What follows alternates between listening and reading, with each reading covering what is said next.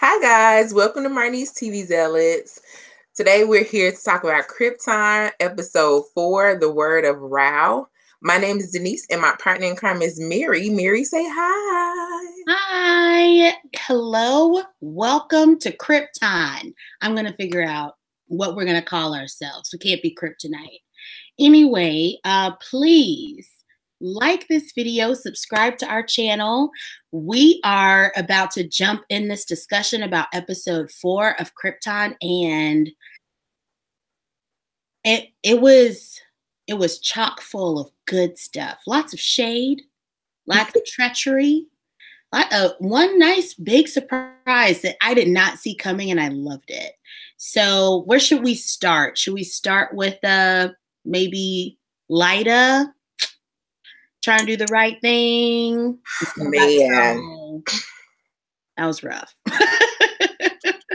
It was all rough. Like, well, I wanted to see, I guess we're not going to get to see Rao's face or the voice's face. Yes, exactly. I was waiting. I was trying to look. Right. I was trying to get a glimpse of him, but no, he had that thing off. I was like, man, he has it off. Can I get a glimpse? And no, not even a side view.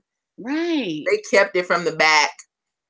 I like his little council and the headwear. Yes. So I was really pleased with the visuals, not the headgear for the voice. But I would, anyway. If I could say one, I know this is off topic, and you know what this reminded me of was Wizard of Oz. Yes. How he was surrounded by wise women. It was a really great visual. Anyway. Emerald City, not Wizard of Oz, but Emerald City on NBC. But yeah. No, I knew exactly what you meant. Okay, good. Anyway, continue.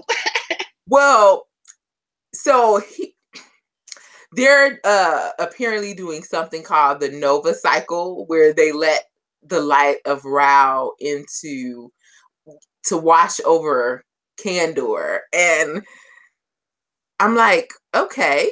So they're going to have this big celebration. And he goes out to, I guess be one with the people, but really all their people like, don't touch Rao, don't touch him, right.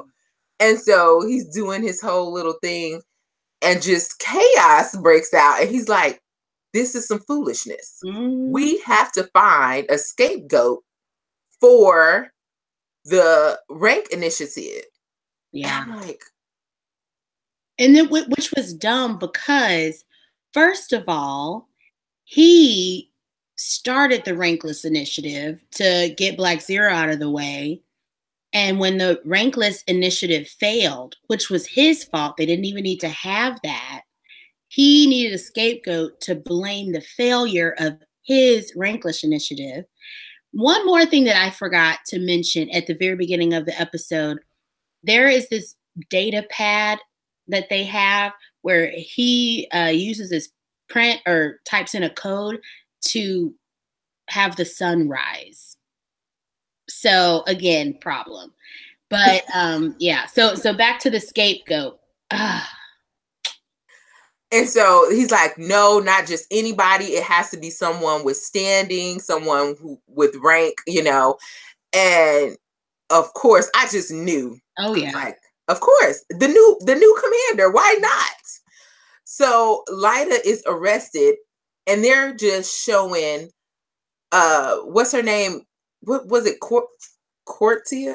Ooh, I can't remember the other girl who they arrested last week. Coulter, I think. Mm-hmm. And so they're showing her just with lies after lie, about how things went down and how she just paints the story so they can clearly blame Lyda.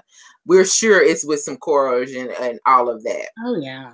But yeah, Lyda's arrested, and Jaina's her mom's name, right? Yeah, I can't remember, but she's like, what?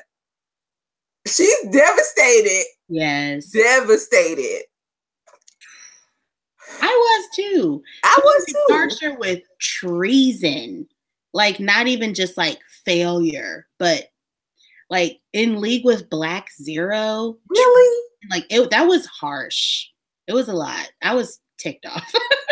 Right? A hot mess. Yeah. But okay, so how do you feel about finding out that Vex is actually trying to overthrow the voice of Rao?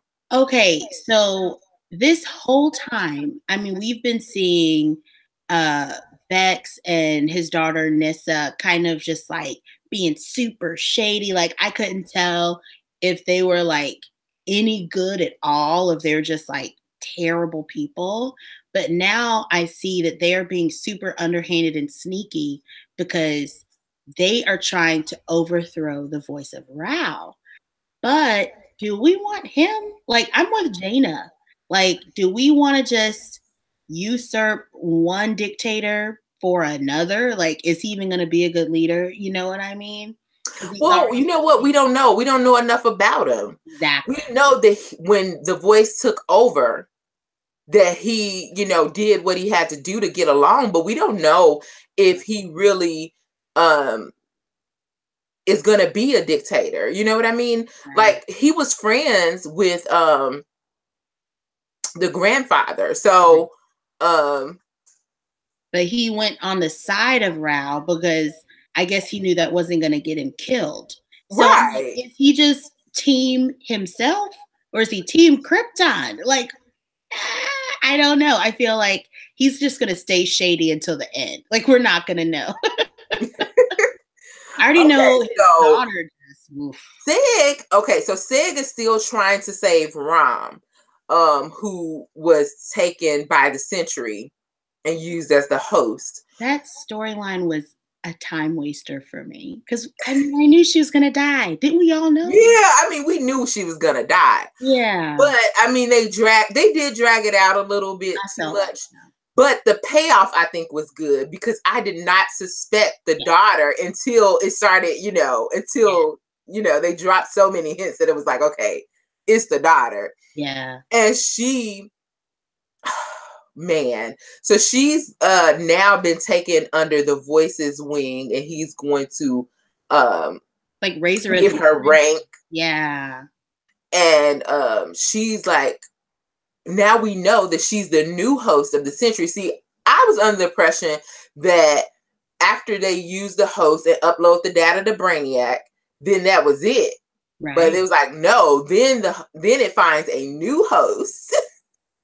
to finish getting all the information, to infiltrate the whole organization. And it was perfect because she walked up, gave him that, it's like, please don't hurt her. And he's like, no, hurt her? No, we're going to give her rank. I'm like, oh God. Well, again, he needed that symbol, one person of rank to be punished and then a rank less person to be brought up. Like this was very well thought out on Rao's part, which I actually thought was really cool. She gives him that little statue as a offering to Rao for the peaceful, path to the afterlife for her mother. He blesses her and her mother, whatever thing that he did, which was weird. I hated those movements. I know. I'm like, oh my God. And one thing that I really liked about it was the way that Ken, Seg's sidekick, I guess, he is a really great actor. I love the tenderness that he showed to Ani. Like it was really sweet. I really liked their little storyline. I liked it. Yeah, especially when they were trying to decide who was gonna tell her, tell Anna that her mother wasn't coming back. And man, he's really good. Yeah, I really like him now. I do too. So Sid had a lot going on. Wandering through life, just making bad decisions. Trying to save Ram and trying to shield Ona. He just had a lot to deal with. He went to see, he finds out that Lyda has been charged with treason. He tries to go see her, about to get his butt kicked in the process. By the fiance. Right. Oops. Girl, he like, don't play with me. I will split your wig. Like, Don't do it. He knows. And so Jenna her mom has to take over and like, kick his butt. And she's like, look, don't come here. We know why this is happening because of you. She thinks it's because of their relationship. Right. That, these bad things are happening. Especially with him now being betrothed to Nissa Vex. So, boy. So anyway, Sig gets abducted like by this we think is Black Zero. And then we saw his face last episode when they're talking about the ranks of Black Zero. There was that one bald guy. She's like, who's that? And Jaina's like, we're not sure, but he's rising in the ranks. That was him. So now we know why they mentioned him last episode. So yeah, he's a Black Zero, but he's really doing something else. Right. He's really a fighter for Kandor. And he's like, look, I'm just trying to, save Kandor. And he knows about Brainiac. So I'm thinking maybe he was a friend of his grandfather's. Yeah. Especially, I felt like he had a really protective stance about Sig. He didn't want any harm to come to him. He even killed that guy who was like, yeah, that was weird. Well, you know what? Look, he just don't play games. Yeah. He's not gonna stand for any disobedience. He has zero tolerance. He's the commander, like, for real. Right. That was crazy. I really like him. I like the actor too. Mm-hmm. So I know I'm gonna like this character if we get to see more of him. Devin and Lyda. He's like, it's not friendship. Like, I'm not just yeah. Like, I'm not just, concerned about you as a friend. He's completely in love with her. Like, how does she not see that? I think it's gotta be a cultural thing, because that machine decides who you're gonna marry, what your kids are gonna be named. Like, you're just going through life like, well, this is who I'm destined to marry. But like, if you love someone else, then that's what happens, like she is just glad that they get along, but he actually loves her. Yeah. And so I feel like, it's like Claire and Jared on The Good Doctor. And she's like, well, here you are. And he's like, but. But, so yeah, I mean, he's like, this is not just about loyalty. I'm not just joining your house. Like, I actually want to be your husband, Right. Oh yeah. That was I thought that was a really beautiful moment in like an angsty fan fiction. I really liked it.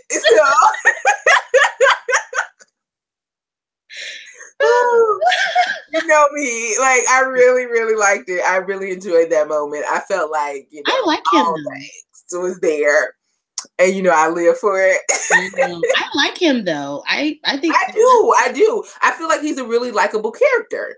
But I feel like he really has her best interest at heart. Like, even though he wanted to kill Sig, he knows. He's like, dang, she might hate me. I mean, if it wasn't for Seg, I'd probably ship the two of them.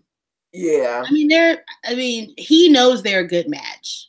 Yeah. If it wasn't for Seg, they'd be a good match. So exactly. If she hadn't fallen in love with Seg. Right. But that's who she loves. Hey, I guess you can't help who you love. True.